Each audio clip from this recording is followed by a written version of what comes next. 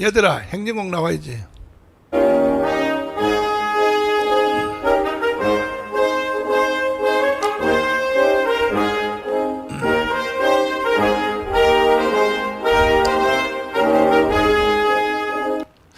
존경하는 국민 여러분, 자유통일당이 드디어 폭발하고 있습니다. 5%를 훨씬 지금 넘어가고 있습니다. 조금 전에 여기 댓글에 보니까 5%가 넘어갔던 것이 어디에서 나오나요? 물었습니다. 리얼미터입니다. 리얼미터. 자, 한번 띄워주시고, 자, 이게 바로 5% 리얼미터에서 5% 나온 겁니다. 보이시죠? 이거 5%도 사실 이게 최소 평가된 것입니다. 내가 볼 때는 이미 벌써 한 15% 이상이 넘어갔지 않느냐, 이렇게 생각되는 것은, 우리는 조직 외는 안 믿습니다. 조직 외는.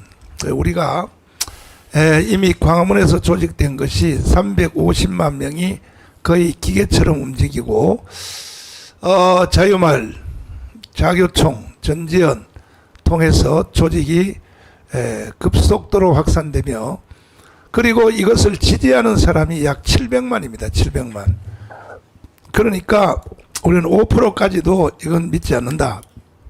당일 선거 때 되면 어떤 일이 일어날지를 이제 한번 볼만합니다. 자, 오늘도 전준환 목사님 나오셨습니다. 전준환 목사입니다. 또 홍동명 목사님 나오셨습니다. 네, 홍동명 목사입니다. 네. 황준선 장군님 나오셨습니다. 안녕하십니까?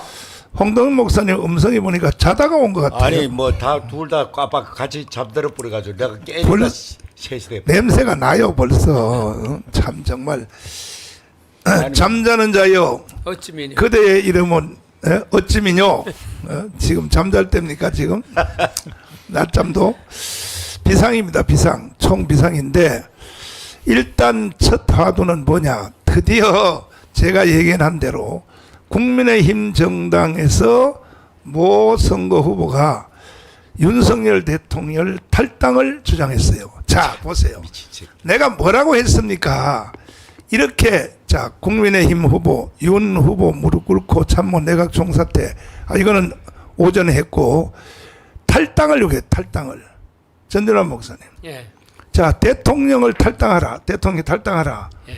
탈당하면 대통령께서 어느 당으로 가야 되겠습니까?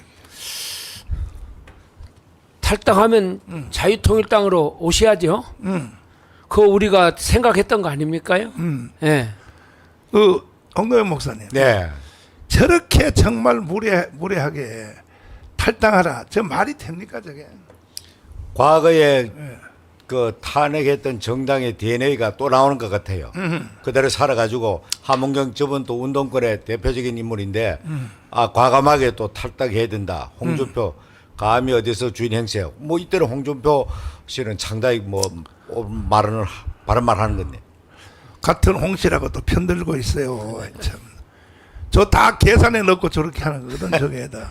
나한테는 뭐냐, 목사가 왜 정치에 관여해. 홍준표가 그렇게 떠들었거든요. 황준선 장군님. 네. 이 정권 말기가 되면 대통령 탈당하는 말은 늘 있어왔던 말 아닙니까? 네. 근데 아직도 윤석열은 3년 남았단 말이에요. 네. 3년 남은 대통령 보고 탈당하라. 이게 뭔 의미입니까, 이게 도대체? 그러니까 어떤 뭐 이념이나 철학의 그런 그게 없이 네. 그냥 뭐 상황에 따라서 막 이야기를 막 하는 거죠. 사실 저는 깜짝 놀라는 것이 윤 대통령 뭐 탈당해야 한다는 저 친구는 하문경 씨는 네. 물론 뭐 나름대로 또 자기 나름대로 어떤 그 소신이 있겠지만은 네. 국힘당에 들어온 지 얼마 되지도 않고 네. 예 요번에 뭐 공천을 받았습니까? 공천 받았죠. 그러니까 이 국힘당은 오전에 이야기한 조혜진 의원이나 자기들 개인적인 불리함을 자신에게서 찾지 않고 네.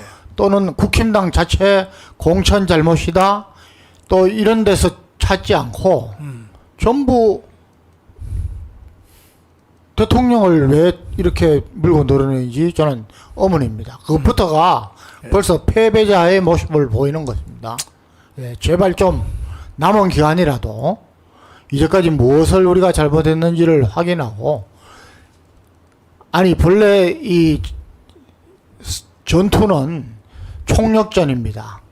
예, 상대적으로 조금 약하더라도 우군과 힘을 합쳐서 싸우면은 이길 수 있고, 상대적으로 조금 강한 전투를 갖고 있다가도 전의가 없거나 훈련이 안 되었거나, 특히 정신 얘기하면 저 지기 마련인데, 우리 국힘당이 지금 하는 것이, 저 더불어민주당은 모든 종류의, 우리가 보기에는 정말 너무하다 싶을 정도의 다 뭉칩니다.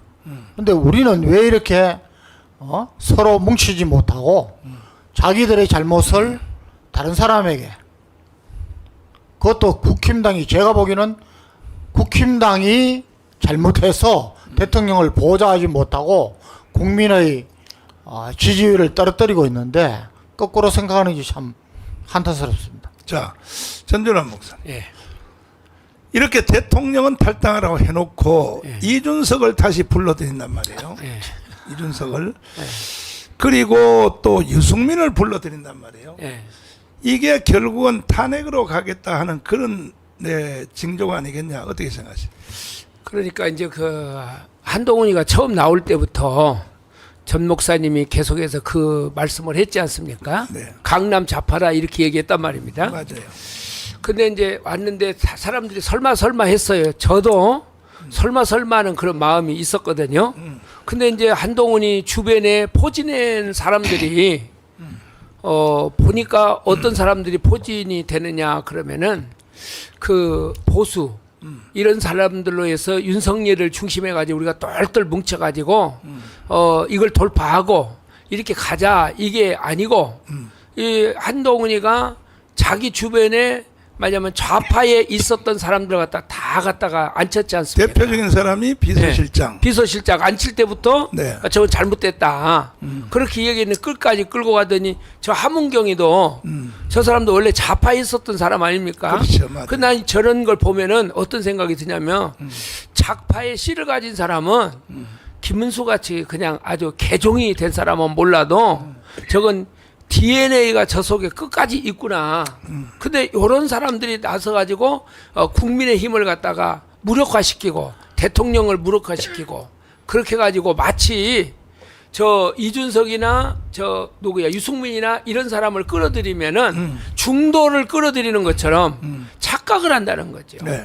예, 이것을 한동훈이도 그런 생각을 가지고 있고 예, 옛날에 이걸 갖다가 누굽니까 그 이명박이나 그 김영삼 대통령도 그런 생각을 가져가지고 결국 망했는데 또 망하는 징조의 길을 가는 것 같아요. 자, 홍동현 목사님. 예. 이게 결국은 한동훈의 지시 없이 사인 없이 허락 없이는 이런 말이 나올 수 있을까요? 그 전체적으로 당이라는 것이 조직 아닙니까? 그렇죠. 조직은 어떤 컨트롤 타워에서 일사불란한 지는 엄청난 말이거든, 저게. 네. 백년 말입니다, 저게. 탈당하라. 그렇죠. 이거는 네. 그냥 말로 소위 말해서 건너갈 수 없는 강을 건너가는 그런 발언이 이제 나오게 되기 때문에 앞으로 저런 비슷한 유의 말이 더 강경한 말이 속출하리를 그걸 봅니다. 그러니까 총체적으로 조직적으로 움직이는 것 같은 그런 느낌을 받죠, 그게. 네. 네. 결국은 탄핵으로 간다. 그리고 냄새가 그런 냄새가 풀풀 풍기지 지금. 완전히 박근혜 대통령 탄핵하기 전에 그 당시에 정당에 있었던 그 행태하고 거의 비슷하게 그 궤를 같이 가는 것 같아요 지금. 내가 보면 지금 4년 전에 황교안하고 똑같이 가는 것 같아요. 황교안이가 유승민 안고 또 김무성 안고 이래가지고 결국은 이제 탄핵된 거 아닙니까? 탄핵됐는데 지금 똑같은 현상이 4년 만에 다시 또 일어났단 말이에요. 보면 너무 빨리 나오는 거예요 지금. 너무 빨리 나왔어요. 근데 이 황교안보다가 이 100배 더 이 황교안이가 이 저 한동훈이가 100배 더 교활하고 100배 더 독하고 이렇게 보이는데 반드시 지금 저것은 탄핵으로 가겠다고 이미 벌써 공개적으로 선포한 걸로 보이거든요. 어떻게 보이십니까? 하여튼 내가 볼 때는 뭐 그렇게 뭐 100% 보이고 자멸하는 길로 간다 스스로. 저 당은 앞으로 질이 멸렬해 가지고 자멸하는 길로 가지 않는가. 정말로 염려가 굉장히 큽니다. 지금 볼 때 저런 발이 나왔는 자체가 지금. 우리 황 장군님. 네. 나는 이 감각의 천재거든요. 감각에. 그러면 이렇게 되면 선거가 망할 줄을 폭망할 줄을 한동훈이가 누구보다 더 잘 알 텐데 왜 이러한 행보를 하느냐. 저는 생각하기를 뭐냐. 이번에 총선은 차라리 폭망하는 게 좋다 이거야. 그러니까 아예 벽석 이하로 해가지고 벽석 이하 하면 탄핵되는 거 아닙니까? 탄핵되고 나서 황동훈이가 바로 올해 3년 끌 필요 없다. 바로 자기가 대통령으로 가겠다. 이게 성공할 수 있을까요? 지금 한동훈이 비대위장을 취임해서 지금까지 선거를 이끌어온 것을 보면은 네. 제가 보기에는 한마디로 결론은 뭐냐면은 우리 보수 우파가 국힘당에 오히려 등을 돌리게 했다는 것입니다. 그 큰 이유가 뭘까요? 뭐 여러 가지 있겠지만은 우선 저는 한동훈 자신의 어떤 그 약발이 떨어졌다고 봅니다. 이제 국민들이 이제 뭐 속지 않는 그런 것도 있습니다. 근데 저는 유심히 보는 것이 목사님이 처음에 지적하신 대로 네. 한동훈 이 친구가 과연 보수 우파가 맞느냐, 네. 이념이 철저하냐. 네. 지금까지 보면은 오늘 놀랍게도 윤 대통령 탈당을 이야기한 함원경부터 시작해서 네. 뭐 비서실장, 예, 또 김경률 네. 전부 이 좌파들입니다. 그렇죠. 좌파들에 둘러싸여 있습니다. 네. 그다음에 법을 누구보다도 잘 아는 한동훈인데 헌법 65조에 보면은 대통령의 탄핵은 명백한 헌법이나 법률 위반이 있을 경우에 언급돼야 되는데 네. 이거는 완전히 지금 더불어민주당 야권의 그 프레임에 그냥 따라가고 있는 것 같습니다. 네. 제가 뭐 계속 말씀드리지만은 뭐 대부분의 상식 있는 보수 우파들이라면은 국힘당이 대통령을 보좌를 잘 못하고 받쳐주지 못하니까 대통령이 지금까지 외교, 안보, 군사 전부 지난 5년간 뒤틀어진 것을 다 바로잡고 있는데 네. 예. 이게 국민들한테 제대로 홍보도 안 되고 그다음에 아주 작은 것 가지고 야당의 프레임에 넘어가는 이런 것을 계속 반복하고 있는 거 아니겠습니까? 네. 이거 정말 이번에야말로 우리 보수 우파가 위기감을 가지고 과연 어떤 결과를 가져오겠느냐 기대를 하시고 이제 정말 우리 스스로 우리가 이길 수 있는 방향으로 나갔으면 좋겠습니다. 자, 한동훈의 계산이 맞아 떨어져서 막상 윤석열 대통령이 탄핵이 된다 할지라도 목적이 달성된다 할지라도 그 자유우파가 한동훈을 다시 대통령으로 초대할 가능성이 있을까 없을까요? 저는 100% 없다고 봐요. 없다고 봐요. 네. 왜 없냐 그러면 그 한동훈이가 우리 보수파안에서 네. 그 보수파의 가치를 믿고 그 가치를 따라가는 사람들이 일단은 한동훈이를 지지해 줘야 되거든요. 그런데 이런 뭐 예를 들어서 지금 한동훈이 주변에 있는 사람들이 보수파의 사람들의 마음을 얻어서 데리고 갈 수 있느냐? 못 가요, 못 가. 그것은 스스로 한동훈이 자신도 무너뜨려 버리는 내부 총질할 사람들만 주변에 지금 딱 있는 것 같아요. 자, 홍도현 목사님. 예. 지금 한동훈이가 박근혜를 한번 탄핵해 본 경험이 있잖아요. 그때 실무자 있었지 않습니까? 그러니까 특검에 예. 제일 밑바닥 실무검사고 거기에 참여연대에 속한 김경률이가 예. 모든 서류를 다 갖다 줬습니다. 예. 이 한동훈한테. 그래서 한동훈과 그 김경률은 서로 떼어놓을 수 없는 사이예요. 서로가 치명적 비밀을 다 알고 있는 거예요. 예. 그래서 이재용을 구속시켰잖아요. 응? 이재용. 예. 제3자 뇌물죄라고 하는 예. 말도 안 되는 경제 공동체. 경제 공동체로 예. 뒤집어 씌워서 이래서 이제 탄핵을 성공했단 말이야. 예. 그러니까 이거 한번 해보니까 재미가 있는 거야. 그러니까는 윤석열도 자기가 나서면 탄핵할 수 있다라고 생각을 하고 결국은 뭐냐, 100석 이하로 돼버리면 이건 자동으로 탄핵되는 거거든요. 발의가. 그 헌법재판소로 넘어가지 않습니까? 그 3개월 동안 심의를 하잖아요. 헌법재판소. 그때에 이제 물리적으로 민노총, 그 다음에 정교조, 더불어민주당 세력이 다 광문에 나와서 예. 거의 뭐 이재명을 찍은 1614만이 다 나온다고 봐야죠. 나와서 이제 헌법재판소한테 압력을 넣고 촛불 시위를 진행하려고 할 텐데 예. 그때 박근혜가 탄핵될 때는 우리 광화문이 없었잖아요. 세력이. 없었죠. 예. 예. 그러니까 지금은 우리가 한국 최고의 조직인 광화문의 조직을 우리가 가지고 있잖아요. 예. 가능할까요, 저 사람들이?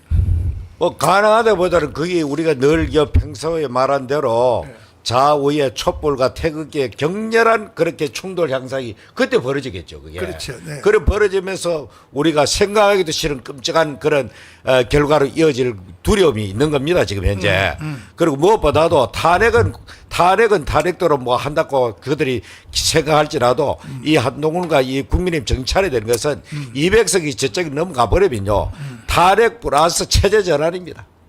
하하. 헌법 개정해가지고 그 헌법도 개정한 그 할 수 있는 게 200석이거든. 그러니까 그것이 대통령 탄핵하고 영 탄핵됐으면은 곧바로 이 헌법을 개정해가지고 그들이 원하는 그런 방향으로 국가를 몰고 가겠죠. 그게 최악의 시나리오죠. 제가 그 먼저 밑에 댓글 잠깐 밑으로 내려주세요. 내려주세요. 좀 밑으로 댓글 밑으로 지나간 댓글 밑으로 내려주세요. 댓글 여기 밑으로 좀 내죠. 강훈아 여기 봅니까? 강훈아 왜 이 시점에서 분탕질하냐? 요게 나왔거든요. 예. 요게 바로 간첩들이거든요. 제가 말한 대로 안 되는 게 없잖아요. 강훈아 왜 이 시점에서 분탕질하냐? 야, 너 누구야 이 자식아? 너 정체를 대. 너 이름 대라고 여기다가. 너 북한에서 왔는지 안 그러면 좌파에서 왔는지 이름을 대라고. 내가 벌써 한동훈이가 장관 될 때 저 사람 안 돼. 이준석 될 때도 저 사람 안 돼. 내 말대로 안 된 게 하나도 없어요. 그리고 처음에는 우리 여기 저 너라 TV에서도 내가 저 한동훈이가 윤석열을 탄핵한다 할 때 여기에 댓글에요. 목사님 지나치게 추측하지 마세요. 뭐 하세요? 보세요. 내 말대로 안 됐나 정말. 꼭 지나간 뒤에 그거 헛방 뒷북을 쳐야 되겠어요? 내 말대로 안 됐나? 내 말대로 안 됐습니까? 결국은 가잖아요. 이렇게 이런 걸 미리 읽어내는 사람을 선지자라 그래. 선지자. 그러면 결국은 와인버거 국방부 장관이 넥스트 5에서 쓴 책 그대로 이 비참한 사건이 광화문에서 일어난다는 거예요. 저는 그래서 내가 이 500페이지 되는 책을 영상으로 만들어서 수도 없이 뿌리고 수도 없이 틀어줬지 않습니까? 다시 한번 들어봐 주십시오. 반드시 이렇게 가게 돼 있어요. 대한민국은. 이런 걸 먼저 알아보는 사람이 선지자지. 선지자가 뭐 직분이 선지자입니까? 다시 한번 들어봐 주세요. 도대체가 말이지. 잘 들어봐 주세요. 여러분들은 대한민국이 멸망한다면 어떤 이유에서일 것 같습니까? 전쟁, 자연재해, 국가부도, 전염병.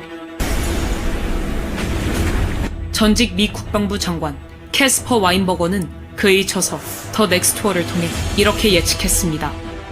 내전. 만약 대한민국이 멸망한다면 간첩과 주사파의 공작에 의한 내전에 의해서일 것이다. 저도 이 역사적 사실에 기반해 가상으로 한반도의 마지막 시나리오를 예고해 보겠습니다. 광화문 광장에서 촛불 시위와 태극기 세력이 극렬하게 충돌을 일으키고 있다. 촛불 시위의 외침은 이와 같다. 윤석열 탄핵, 주한미군 철수, 평화협정, 종전협정, 연방제 통일, 태극기 세력의 외침은 이와 같다. 문재인 이재명 구속, 한미동맹 강화, 주사파 척결, 자유통일. 고도로 훈련된 북한의 간첩들이 매년 북한으로 들어가고 있는 경찰복과 군복으로 위장하여 빌딩에 올라간다. 그리고 이들은 태극기 세력이 아닌 반대편의 촛불 시위 쪽을 향하여 사격을 실시한다. 촛불 시위에 앞장섰던 많은 사람들이 위장 간첩이 쏜 총알에 의하여 쓰러져 간다. 이성을 잃은 촛불 시위대는 경찰을 향해 달려들어 총을 빼앗고 경찰을 향해 난사하기 시작한다. 전국에 퍼져 있는 북한의 지하 조직은 좌경화된 국민들을 선동하여 전국에서 동시에 민중봉기를 일으킨다. 여기에 국내에 있는 중국인, 조선 쪽 100만 명이 가세한다. 5.18 때와 마찬가지로 일제히 파출소와 무기고를 습격해 무기를 탈취하고 난동을 일으킨다. 모든 관공서가 점령당하고 이렇게 대한민국은 손쓸 틈 없이 내란 상태로 돌입하게 된다.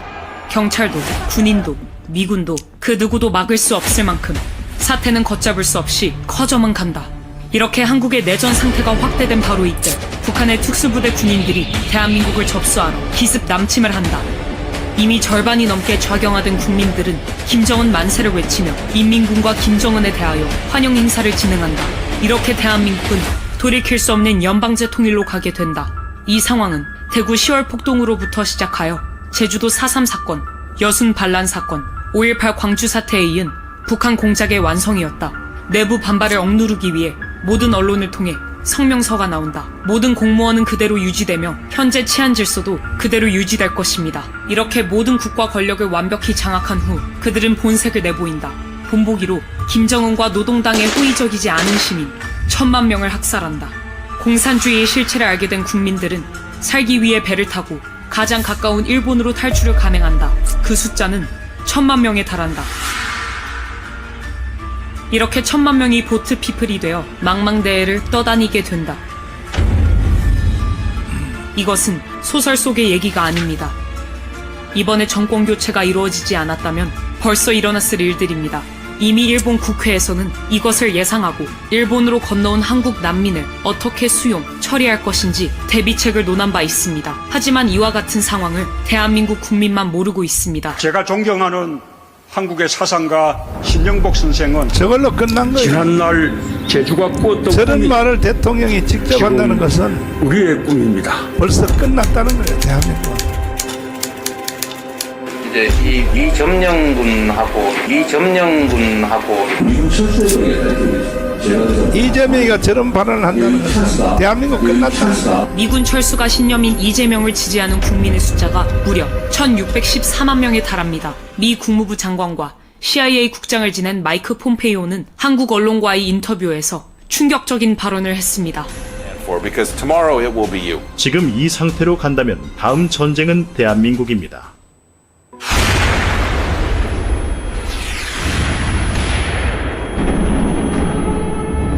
많은 전문가들이 지금 이 상태로 간다면 우크라이나 다음으로 대한민국 광화문 광장에서 전쟁이 일어날 것이라고 예측하고 있습니다.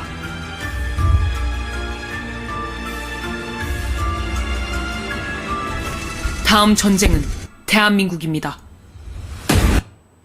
황정호님, 광주 사태 일어날 때도 주한미군이 한국에 있었어요, 없었어요? 네, 있었습니다. 그럼 광주 사태 진압을 왜 안 해요? 예. 미군들이? 그건 뭐 한미 간에 예. 확실하게 아주 규정화되어 있습니다. 미군은 우리가 전면전이 아닌 한 정규전, 전면전이 일어나서 한미 통수권자회에서 절차를 거쳐서 전시의 작전권이 전환되지 않는 이상 국내 문제는 개입할 수가 없습니다. 그리고 또 소규모의 뭐 대침투 작전이라든가 네. 이런 것은 전부 우리 한국 합참이 주의를 해서 조치하게 되어 있습니다. 그래서 5.18 때도 미국은 당연히 있었지만은 네. 개입할 수 없었던 것입니다. 예. 자, 광화문 광장에서 내란이 일어났을 경우에도 평택에 있는 미군이 개입을 해요, 못해요? 못하죠. 예. 왜 못해요? 국내 문제이기 때문에. 국내 문제이기 때문에. 그러니까 이제는 한동훈의 국민의힘 정당하고 더불어민주당은 같은 당이라고 봐야 돼, 이제는. 왜? 목적이 같으니까. 둘 다 탄핵이니까. 최후의 목표가 탄핵이라면 이게 이제 같은 당으로 봐야 되고, 자유통일당이 진짜로 이제 윤석열을 지켜내는 유일한 정당으로 돼 있는데, 전준환 목사님, 예.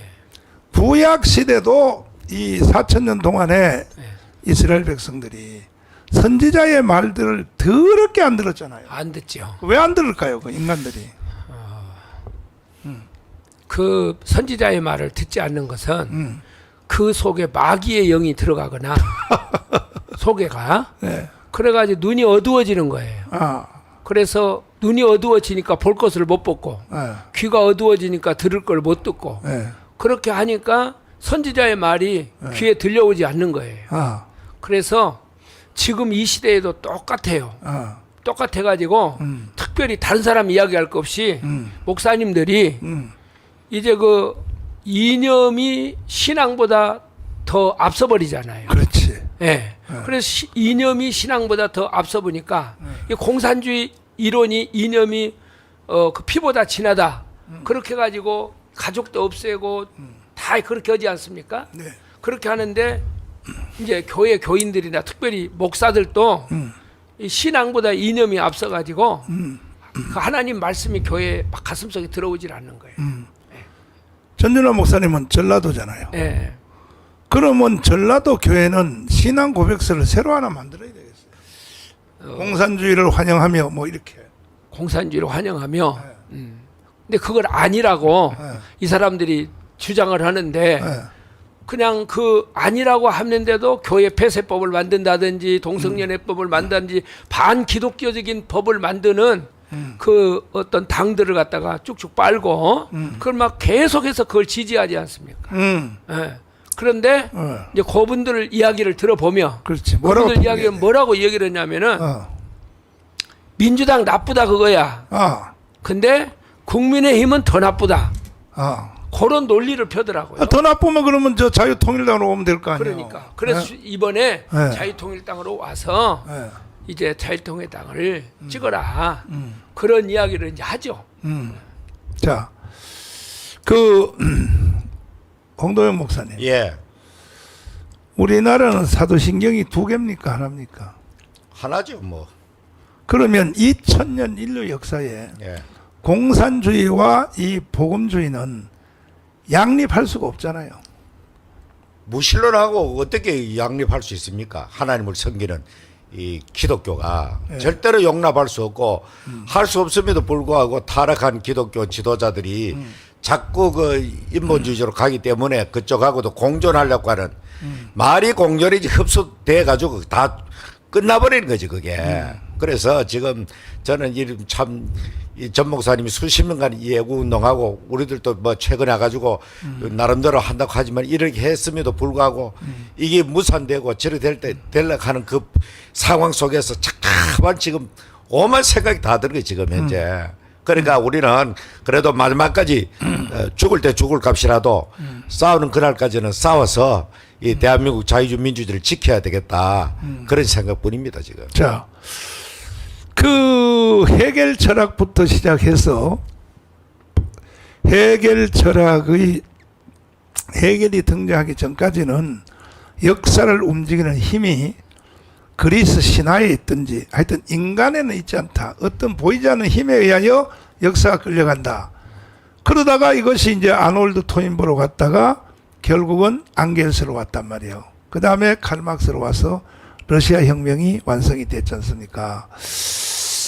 그런데 어떻게 한국 교회가 공산주의와 좌파와 막스와 레닌과 그리고 앙겔스와 이쪽을 어떻게 추종하냐는 거죠. 특별히 그 이재명을 찍은 목사들 어떻게 생각하십니까? 참 우리 상식으로는 이해할 수 없는데 왜 그런지 그 사람들이 그거 가가지고 제가 볼 때는 신령한 영의 눈이 멀었든지 예수님께서 그 예루살렘 성민들을 우시면서 평화에 관한 일을 너희들이 모르는구나. 너희들의 눈에는 지금 숨겨졌도다. 지금 오늘 그 예수님께서는 주 70년 있을 참 살육의 그 현장을 주님은 다 보셨을 거 아닙니까? 그렇죠. 보시고 그런 탄식을 하고 우시면서 그렇게 듯이 오늘 또 여기 눈을 뜬 사람들이 이 사실을 보고 우리 전 목사님 대표적으로 이렇게 외치지만은 저 사람 눈에는 지금 감겨져 있으니까 설마 그런 날이 오겠느냐 하면서 지금 그런 식으로 큰 물결 속에 휘말려 들어가는 속수무치고 끌려가는 그런 상황이 지금 대한민국에 지금 흘러가는 상황이 아닌가 그런 생각되어집니다. 별세계 장군님, 북한하고 한국하고 전쟁하면 누가 이겨요? 무조건 우리가 이깁니다. 이겨요? 예, 목사님. 이기고 네. 그렇게 별로 오래 끌지도 않습니다. 이것은 뭐 우리 당연히 한미 동맹회에서 한미 간에 미군이 개입하든 안 하든 우리 단독으로도 이깁니다. 그런데 이제 한 가지 변수가 있는 것이 변수가 이게 문제야. 예, 이제 핵무기죠. 그 이제 이 핵도 참 안타깝게도 우리가 제대로 된 지도자들이 용단을 내렸으면은 이런 우리가 핵 부담을 안 가질 수 있는데 이미 엎질러진 버립니다. 그런데 이 핵마저도 만약에 북한이 핵을 쓴다면은 뭐 그 시간부로 북한 정권이 거의 종말입니다. 그런데 목사님이 항상 강조하시지만은 제일 우리가 스스로 깨어 있으면서 우리가 제일 대비해야 하는 것이 우리 남한 내부가 스스로 갈등과 혼란으로 무너지는 것입니다. 그 무너지는 것은 뭐 말이 필요 없습니다. 종북, 친북, 또 주사파, 반미, 친중 세력들, 이 세력들에서 선동된 사람들이 혼란을 일으켜서 또 특히 이번 총선에서 우리 보수파가 이기지 못하면은 그것이 제일 저는 위험한 상황이라고 봅니다. 손설텀도 없이 우리 군사력을 사용하지 못하도록 이렇게 돼버리면은 그게 안 되기 때문에 제일 염려되는 것이 그런 염려고 바로 더 넥스토어 와인버거 장관도 그 점을 지적을 한 겁니다. 자, 수도 없이 저희들이 영상을 틀어드리지만 국민들이 멍청해서 모르니까 6.25 전쟁이 일어날 때도 그때도 김정일이가 하는 말이 남한에서 내려와 달라고 요청을 했다는 거지. 요청을 해서 우리는 내려가 줬을 뿐이다 이거야. 다시 한번 방송을 틀어보세요. 이 김정일이가 이 말을 굉장히 빨리 하면서 말에 힘이 있더라고요. 난 저 은둔 생활한다 그래서 말도 덧없는 줄 알았어. 근데 이거 보통 자 한번 들어봐 주세요. 다시. 50년도 전쟁이 날 때 우리 국민들이 크게 나오는 사람도 역시 우리가 제도가 좋다는 걸 하는데 그 제도를 고수한다 해서 나간 게지. 우리가 제도가 좋다는 걸 하는데 그 제도를 고수한다 해서 나간 게지. 이거 나가 하마다 하자는 데서 우리가 있어서 하는데 그때는 그걸 크게 큰 돈 받다만 간첩할 자, 결국 저 내용을 뒤에 부분에 보면은 6.25 때 왜 내려갔느냐. 남조선에서 내려와 달라고 홍동현 목사님. 예. 내려와 달라고 요청한 놈들이 누구예요? 뭐 잘 아는 대로 박헌영을 중심으로 한 남노당 세력들이죠. 그렇죠. 그 사람들이 박헌영 비록 북으로 갔지만은 그가 조직해 놓은 남한의 그 남노당 당원들이 지령을 받고 그대로 북한의 지시에 따라서 그 선거에 참여하는 저런 일을 했기 때문에 결국에는 북한도 오판을 해가지고 남한을 넘어왔죠. 그러나 막상 오니까 위대한 이승만 대통령이 전부 다 토지 개혁을 사전에 했기 때문에 농부들이 다 지 땅을 가졌기 때문에 우리 국민들이 더 이상 그 북한 체제에 흡수되지 아니하고 목숨을 걸고 싸울 수 있는 그런 배경이 되었기 때문에 그나마 이렇게 우리가 나름대로 휴전을 하고 대한민국이 오늘까지 생존해 왔다. 그런데 지금 이 상황이 지금 또다시 대위기 속으로 접어드는 이런 불길한 생각이 많이 듭니다. 지금. 우리나라는 그 48년 5월 10일 날 50선거를 통해서 대한민국이 탄생되었고 공식적인 정부 출범은 8월 15일, 8월 15일 이제 됐지 않습니까? 됐는데 북한이 이제 그 해주 선거를 했단 말이에요. 이게 8월 25일. 우리는 5월 10일 날 했고, 그 북한이 이제 그 25일 해주 선거를 했는데, 그 북한의 해주 선거에 이 남한의 백성들이 540만 명이 밤마다 도토리 도장 봐서 쉬쉬쉬 하면서 지금 현재 정교조 쟤들이 하는 것처럼 도장을 똑똑똑똑 도토리방을 찍어서 마다리 부대에다 넘겨서 북한 해주에다 갖다 바친 이 표가 540만 표란 말이에요. 그래서 이걸 근거로 하여 이 북한은 남북한 통일 선거를 했고 이승만은 단독 선거를 했다. 이렇게 주장한단 말이에요. 현재 상태가. 자, 여기 그림을 위로 올려주세요. 저 보세요. 이게 남한에서 북한한테 넘긴 표입니다. 표. 제1표가 제주도 표입니다. 김달삼, 이덕구가 우리 대한민국 50선거는 참여 안 하고 북한 선거에 참여해서 고기자비표를 통하여 서해안으로 갔다가 북한에다 갖다 바쳤다 이 말이에요. 이것이. 이런 현상이 지금 또 똑같이 황정우님. 예. 지금 그때보다 더 심한 현상이 지금 대한민국에 일어난 것 같아요. 예, 우선 숫자로 봐서도 네. 그렇고 그때는 그래도 대통령이 이승만 대통령이 있었기 때문에 네. 뭐 위대한 지도자가 그때 용단을 해줬고 지금은 이제 그런 면에서는 더 염려스러운 그런 상황이 아닌가 생각됩니다. 전열환 목사님. 결국은 이걸 막아낼 사람은 한국 교회밖에 없잖아요. 예, 그때도 저런 일을 할 때도 앞장섰던 사람들이 목사들이 많이 앞장섰잖아요. 그렇죠. 이재복을 비롯하여 특별히 이 좌파 목사님들 그런 사람들이 앞장을 서가지고 이북의 앞제비 노릇을 했는데 지금도 똑같아요. 이쪽에 앞장서는 사람들이 목사들 가운데 숫자는 많지 않지만은 요 사람들은 목숨을 걸고 해요. 생명 걸고 그렇게 하고 이렇게 우파에 있었던 목사님들도 그 당시에는 목숨을 걸고 중간에 있었던 사람을 끌어들였거든요. 지금 문제는 뭐냐면은 저쪽에 있는 사람들은 목숨을 건다는 거죠. 맞아. 거기에다가 특별히 좌파 진영에 있는 신학적으로 자유주의 운동을 자유주의 신학을 가진 사람들은 여기에다가 목숨을 걸었어요. 지금까지 그 사람들은 진행하고 있잖아요. 그런데 그렇지. 우파에 있는 목사님들은 이것을 진행을 하지 못하다가 그 조용기 목사님, 김준고 목사님에 의해서 그걸 이으려고 했는데 이것이 이어지지 않다가 전 목사님 지금 나서서 이걸 하지 않습니까? 네. 이게 지금 다른 방법이 없고 국민의힘은 안 됩니다. 네. 정광훈 목사님을 중심해서 교회가 똘똘 뭉쳐가지고 이번에 이걸 방어하지 않으면 무너진다. 저는 그렇게 봐요. 홍동현 목사님. 예. 결국은 지금 대한민국의 지형이 3대 1. 다시 말해서 전체 지금 이 프레임이 판도가 지금 좌파 쪽으로 약 3천만 명, 우파 쪽으로 한 2천만 명.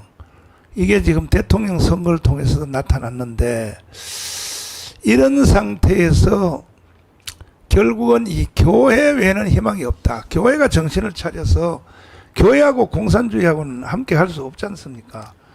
그래 교회가 똘똘 뭉쳐 다 해도 아까 말한 대로 이 전체 판이 저쪽이 더 큽니다. 지금 현재 모두는 더 크기 때문에 그나마 기독교라도 교회라도 하나가 돼가지고 딱 뭉쳐가지고 움직이면은 그래도 어느 정도 승부할 수 있는데 기독교조차도 그 칠인별대로 해가지고 저쪽 편드는 사람 우리는 정치 안 한다고 중간에서 우리는 중도라고 하는 사람 이래가지고 지금 현재 이 사회주의 공산주의 이 세력의 불길을 우리가 지금 막을 수 있겠는가 하는 그런 두려움이 우리 모두에게 지금 갔는데 참 이 현재 우리나라 대한민국의 정치나 뭐 제도권이나 제야나 그리고 또 원로이나 사법이나 모든 사회 구성이 전부 다 지적인 판이 더욱더 강하게 견고하게 형성되어 있다. 그렇게 보니까 참 우리라도 목숨 걸고 마지막 보루가 광화문이고 마지막 보루가 우리들이라는 것입니다. 그래서 여기에서 우리가 전국에 있는 모든 함께했던 우리 애국 동지들이 정말 목숨을 다해서 이 마지막 전투를 치러야 된다. 그런 생각합니다. 전준환 목사님. 네. 소강성 목사 잘 알죠. 예, 잘 알죠. 그런데 쟤들이 마지막 점령 못한 게 광화문이거든. 그 지난 토요일 날 우리가 광화문 집회를 하니까 소강석이가 거기 또 오정호까지 끼어들었어요. 끼어들어서 저쪽 반대편에서 집회 그 뭐 한 1,000명, 2,000명 하나 해가지고 우리 집회를 물타기 하고 방해 놓으려고 또 말을 타고 저렇게 돌아다니면서 우리 집회하는데 절로 지나갔단 말이야. 소강석이가 주범이거든. 소강석 왜 저래요 도대체? 잘 아는 사이로서 왜 그래요? 소강석이가 왜 저런 짓을 할까? 그 소강성 목사가요. 저기 어떤 단체에서 했는지 지금 저는 잘 모르겠는데. 아니 소강석이가 주최해서 했어요. 주최해가지고 네. 지금 뭐 무슨 퍼레이드예요? 퍼레이드 내용이 평화. 평화. 네. 참 잘 아는 사이니까 말을 못하네. 말을 못하는 게 아니고 왜 저걸 했는지 그걸 지금 제가 모르겠어요. 저걸 왜 했는지. 전광훈 목사님을 반대하기 위해서 저렇게 안 했는지. 반대하기 위해서는 우리 아니면 타격하려고 그러는 거야. 북한에 예. 어떤 그 평화 운동을 지지하기 위해서 저걸 하는지. 북한의 평화 같은 개소리지요. 그거는 연방제 통일을 지지하는 거죠. 결과적으로. 그러기 위해서는 우리 광화문에 있는 우파를 무너뜨려야 된다 이거지. 그러면 저거요. 나는 다 북한에 지령받고 했다고 생각해. 합리적 의심으로. 아니 그 할아버지가 말했잖아요. 그 고향 할아버지가. 응? 근데 일단은 소강성 목사가 그 북한을 자주 갔지 않습니까? 뭐 열 몇 번 갔다. 저도 제가 볼 때도 많이 갔어요. 네.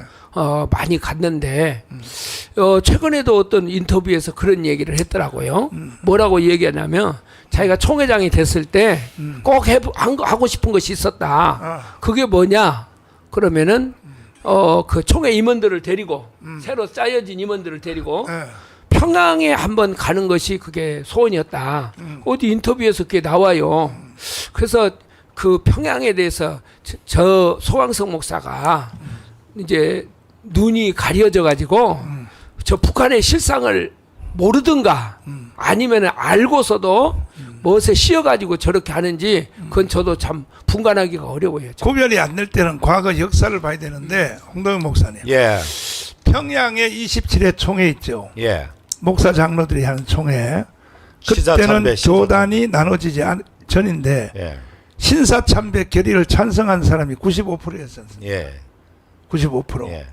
그리고 순교자 손양원 목사님을 목사직에서 제명시키고 주기철 목사. 예, 주기철 손양시키고 손양원 제명시키고 그때 참여한 목사들이 95%가 신사참배를 결의했단 말이야. 예. 목사들이거든. 예. 그 왜 그런 짓을 왜 했을까요? 그 사람들이. 일단 일본 헌병들이 그 총회 현장에 그냥 눈을 부라리면서 그런 뭐 감시를 하고 하니까 그 위압에 눌린 거지요. 위압에 눌려 가지고 뭐 그 이거는 뭐 국민 의례라는 식으로 얼버무리고 그냥 합법화 시켜 가지고 단체로 가 가지고 이 신사 참배를 그렇게 함으로 우리 한국 기독교 사회의 최대의 그런 오역의 역사를 남긴 거지요. 그 이후에 결국 교단 분열의 단초가 바로 시사 참배한 그것 때문에 4분 5일 되는 첫 시초가 바로 되어진 것이죠. 그렇기 때문에 오늘날 대한민국 모든 불량한 역사도 일반적으로 영적으로 해석할 때에 분단이나 유교나 이 모든 것이 그때 뿌려진 죄의 값으로 그렇게 보는 우리 그 기독교 시각이 아마 역사적으로 그것도 합당하지 않는가 그렇게 생각되어집니다. 결국 나는 홍동명 목사님을 공격하려고 지금 이 말 꺼낸 거야. 예, 예. 지난 코로나 때 문재인이가 예배 드리지 말라 그럴 때 홍 목사님은 예배했어요? 예배 안 들었어요? 예배는 했죠. 예배는 했는데 교인들 스스로 잘 안 나오니까 저는 그때 일단 잡혀가지고 그 코로나 때문에 그 병원에 강제로 입원 시켜놓고 교회는 뭐 나름대로 오니까 일단 뭐 목사 그러니까 폐쇄 비슷하게 경고문 나오니까 그렇게 나왔더라고 보니까. 그래가 그때부터 이제 우리도 뭐 일반적으로 말하는 그대로 우리가 전면적으로 교원들이 나오렇게 해도 잘 나오지도 안 하고 법을 내 가지고 뭐 다 불찰이죠 그것도 좀 다. 예. 전준호 목사님. 예. 예배했어요 안 했어요? 처음에 그걸 발표했을 때예요.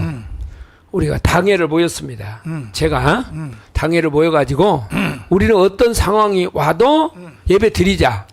그리고 그 예배를 드렸다는 것을 우리 당회록에다 기록하자 그랬어요. 아니 그 전라도가 더 낫네 경상도보다가 훨씬. 그래서 네. 당회록에다가 기록하고 우리는 이런 상황에서도 예배를 드렸다는 것을 후세에 우리 교인들이나 한국교회에 전달을 하자. 이렇게 당회에서 결의를 했습니다. 근데 그 다음에 19명인가? 그렇지. 뭐 예배를 드리라고 여기 나온 그 거예요. 소광석이가 만든 거지. 그러니까 예배를 드리라고 하니까 장로들이 그쪽으로 확 돌아가 버리더라고요. 하하. 그러니까 이게 뭐가 문제냐면요.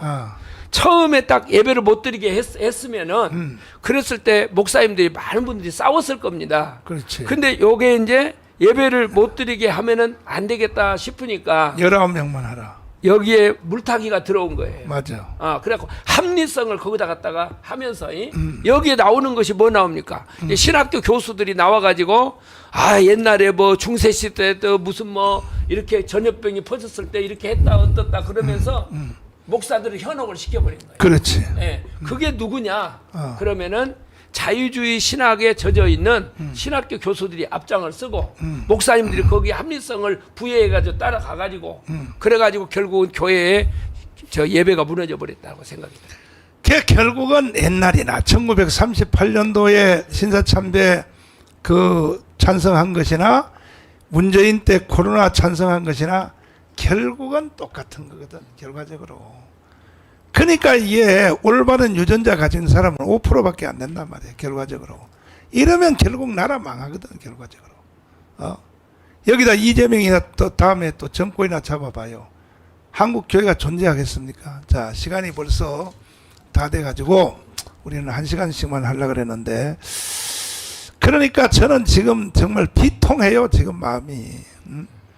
내가 목숨 걸고 3번 깜빵 갔다 와서 대한민국을 지켜놨더니 결국은 다시 또 되돌아가서 나라가 결국 없어지는 상태가 됐는데, 지금 보세요. 우리 광화문 세력도 지금도 6천 명밖에 안 들어왔잖아요. 사실은 이게 10만 명이 돌파돼야 되거든. 그래야 정신을 차렸다는 것을 아는데 6천 명밖에 안 들어오잖아요. 이런 식으로 하면요 100번 1000번 싸움해봤자 희망이 없는 거예요. 자, 마지막 발언 한번 해주세요. 지금 선거가 얼마 남지 않았는데 우리 자유통일당을 통해서 뭉쳐야 됩니다. 이제는 길이 없다고 생각이 들어요. 그렇게 하니까 자유통일당을 통해서 우리가 뭉치고, 그래서 이제 이 좌파의 모든 이념과 우리가 싸우고, 그래서 교회를 지켜나가야 된다. 목사님들이 좀 정신을 바짝 차리고 이 일에 같이 동참해 주시기를 다시 한번 간곡히 부탁을 드립니다. 자, 황도현 목사님. 야, 지금 전국 돌아다니고 또 대구도 가보니까 뭐 아직까지도 정신 나가는 프레임에 속아가지고 자유통일당 찍으면 사표가 안 되느냐, 이런 황당한 소리를 하는 사람 들어있더라고요. 이 애국 운동에 참여하는 사람조차도. 그래서 이번에는 결단코 사표가 아니고 했는 만큼, 투표했는 만큼 우리는 의석을 확보하는 그런 상황이 지금 전개되어 있으니까 두려워하지 말고 담대하게 이번에 우리 자유통일을 중심으로 뭉치고 우리 국민의 힘을 정신 차리도록 하기 위해서라도 우리가 건전한 그렇게 선명한 자유우파 선봉정당이 돼가지고 대한민국을 지킬 수 있도록 함께해 주시기를 바랍니다. 자, 지금 이 선거에 나온 당이 거의 뭐 35개, 뭐 40개 정도 나왔습니다.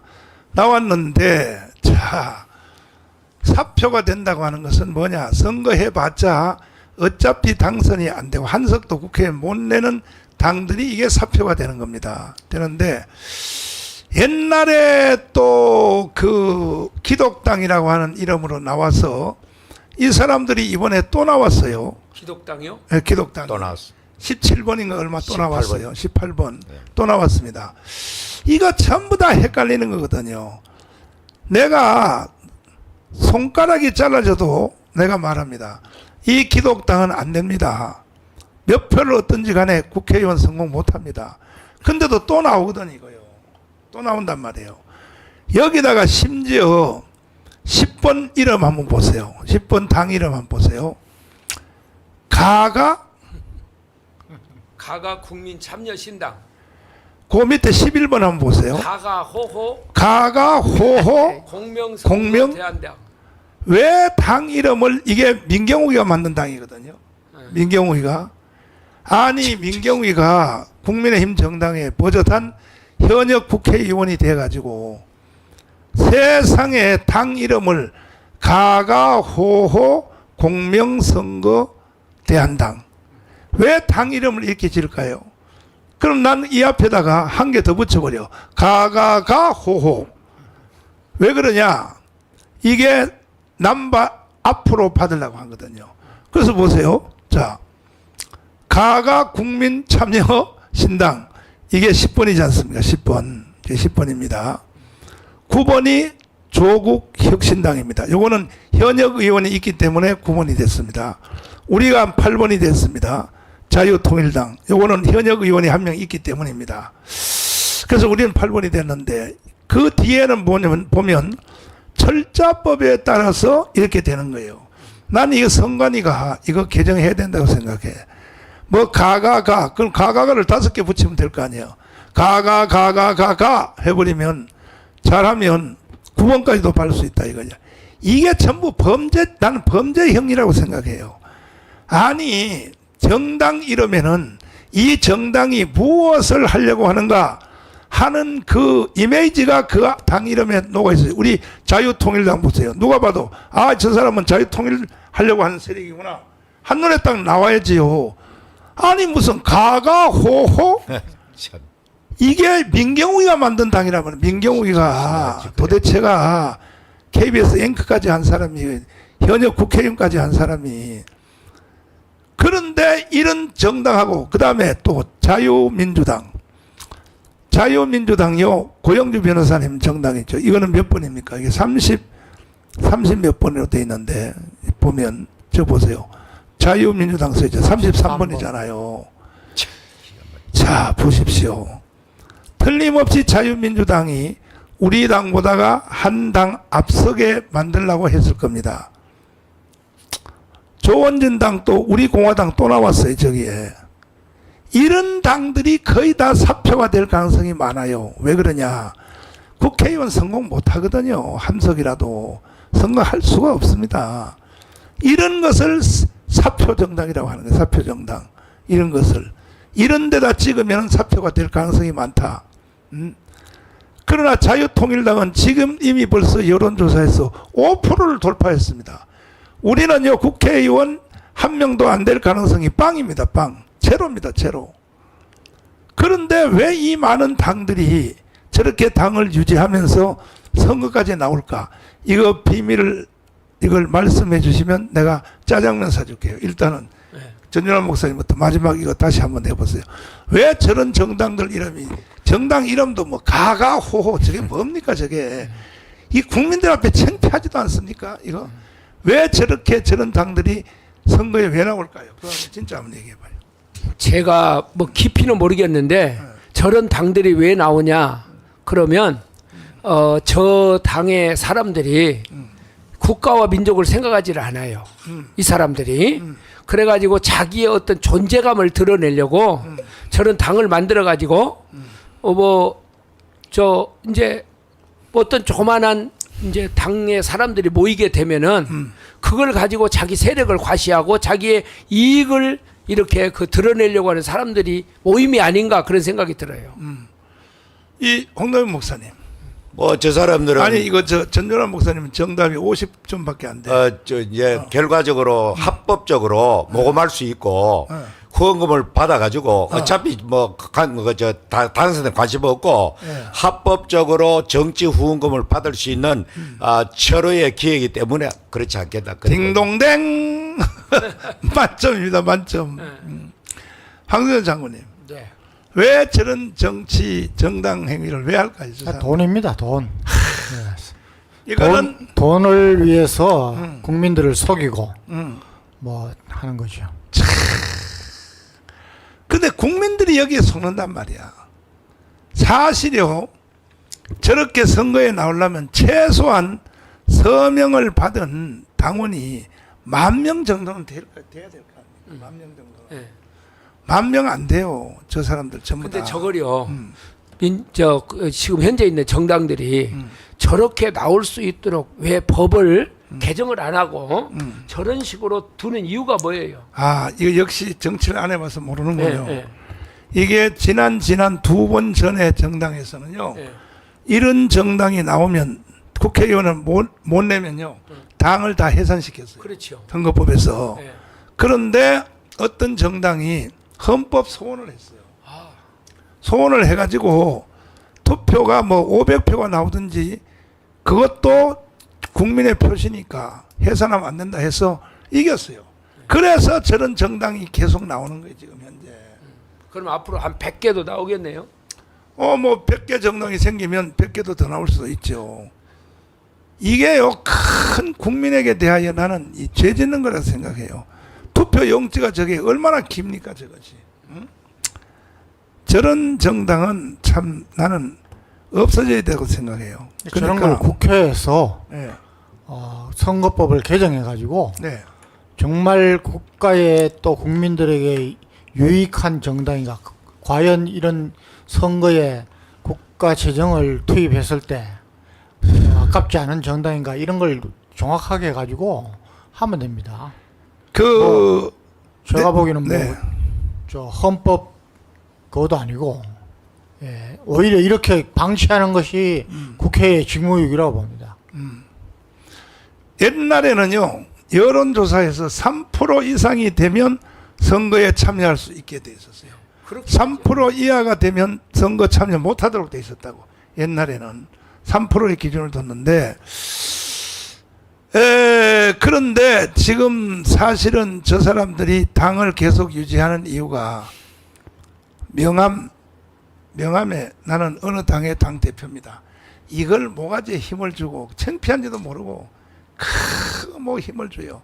그 다음에는 정치 헌금 돈 거둘라고 그러는 거예요. 결과적으로 이렇게 얘기하고, 그 다음에 저기요, 당에 출마했다고 하는 거, 저것이 약 4,400만한테 간단 말이야. 가니까 저 집집마다 다 가거든요. 저게 그렇죠. 다 가면 내가 그래도 가가호호 당 대표야. 이게 창피한지도 모르는 거야. 그 다음에는 마지막으로 뭐냐, 저 사람들이 왜 되지도 않는 정당을 유지하냐면, 선거철이 되면은 기존 정당들이 시간이 없어서 당을, 새끼 정당을 만들 시간이 없어요. 예를 들면 뭐 비례대표 정당 있잖아요. 그러니까 이런 정당을 돈 주고 수억 주고 사는 거야.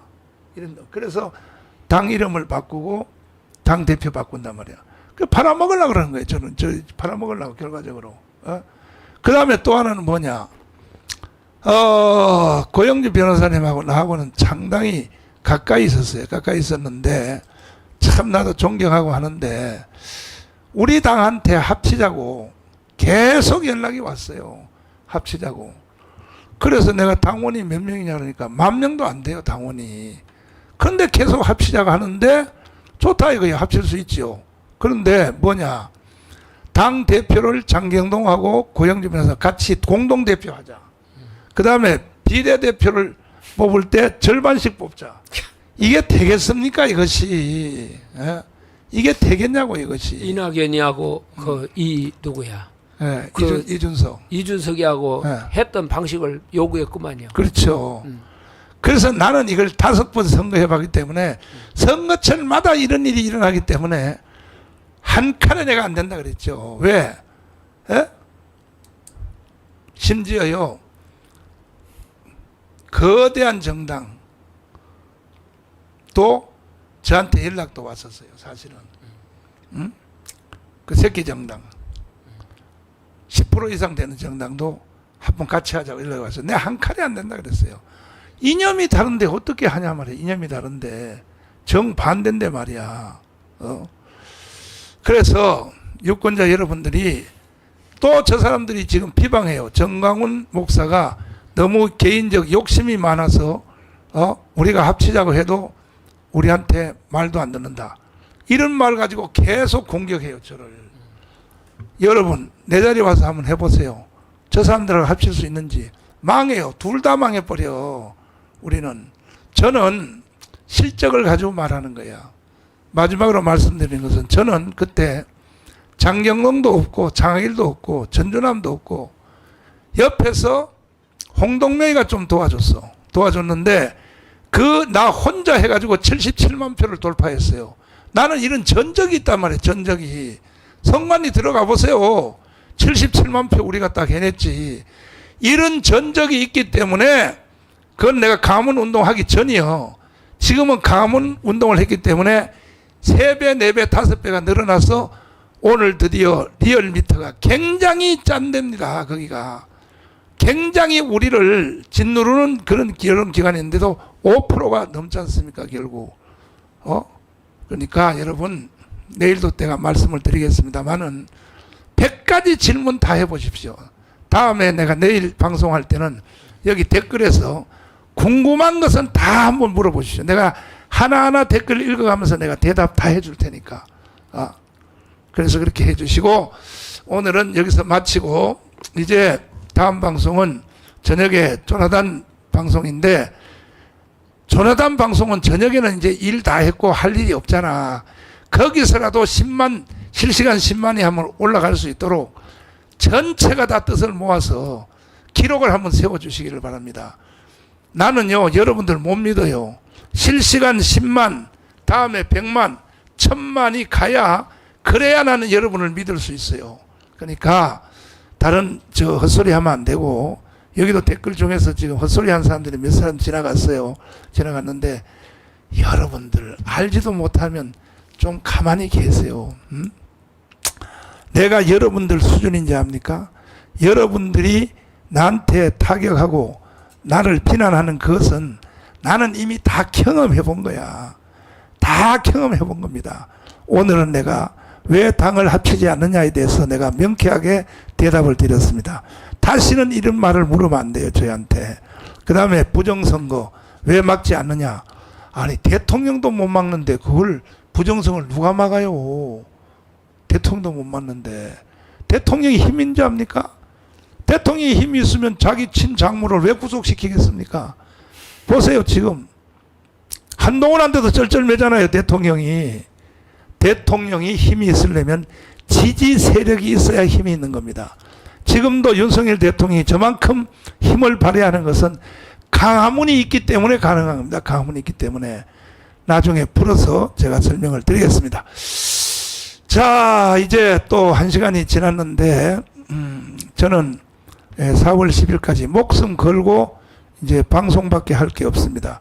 바깥에 가서 연설할 수도 없고 무조건 방송으로 계속 진행하도록 하고 이번 토요일 날 가문 집회를 다시 하는데 이번에는 윤석열을 찍은 1640만 명은 다 나와야 됩니다. 안 나오면요 윤석열 대통령 만드는 효과가 없어요. 어차피 연방제로 북한으로 넘어가요. 그 다음에 1700만 세례교인들은 다 나와야 됩니다. 이번 토요일 날 광화문에 빨리빨리 연결하세요. 30만 목회자 25만 장로님들 군번을 가진 1200만 재향군의 회원들 다 나와야 된다니까요. 그래야 대한민국이 유지가 될 수 있다니까요. 왜 제 말을 안 믿어요. 선지자의 말을 믿어야지. 선지자의 말을. 마지막으로 홍동현 목사님 선지자 말을 왜 안 들어요? 구약 사람들이 왜 도대체 왜 안 들어요? 도대체가 선지자 말을. 결국 뭐 사람이 우리 이런 말 있지 않습니까? 도적이 들락하면 개도 안 짖는다. 평소 잘 짖던 개도 그날 저녁에 도적이 들어오면 그날 안 짖는데요. 그래서 도적을 맞는데 에레미야가 바벨론의 침공을 바로 현장에 목격하면서 눈물로 외치면서 우리가 바벨론으로 포로되어 가면은 하나님이 긍휼을 베풀 것이다. 그러니까 매국노로 취급해버리고 스마이 같은 그 가짜 거짓 선지 말을 듣고 하다가 애굽으로 내려갔다가 다 함께 망해버리고 그 유대나라 역사가 거기서 종지부를 찍었는데 이 역사는 항상 반복되는 그런 경향이 있더라고요. 그렇지. 지금 우리나라도 꼭 그와 같은 똑같아. 참 선자인 이 말을 저는 좀 오늘 또 이제 한동훈 지금 국민의힘이 지금 탈당 이용을 나온 보니까 역시 전 목사님은 우리보다 월등하게 더 깊이 내다보고 하는 그대로 지금 돌아가는데 생각할수록 끔찍한 거예요 지금. 기가 막히는 거죠. 그래서 그런 일이 인간의 타락성이 인간의 범죄성이 그런 눈을 어둡게 해가지고 그렇게 선제의 말을 듣지 않는 하나님 말씀을 잘 안 듣잖아요 인간이. 그 에덴 동산에서부터 그 DNA가 오늘 또 그대로 유지돼 노란다 그래 보는 거. 김경일 때문에 한동훈의 국민의힘 정당과 더불어민주당은 이제 같은 당이라고 봐야 됩니다. 그렇게 볼 수가 없어요. 왜? 목표가 탄핵이니까. 한동훈도 탄핵, 더불어민주당도 탄핵이니까. 그럼 같은 당이죠, 그것은. 이것을 지켜낼 당은 자유통일당밖에 없습니다. 자, 구호를 외치고 마치도록 하겠습니다. 뭉치자! 뭉치자! 싸우자! 싸우자! 이기자! 이기자! 감사합니다. 감사합니다. 네.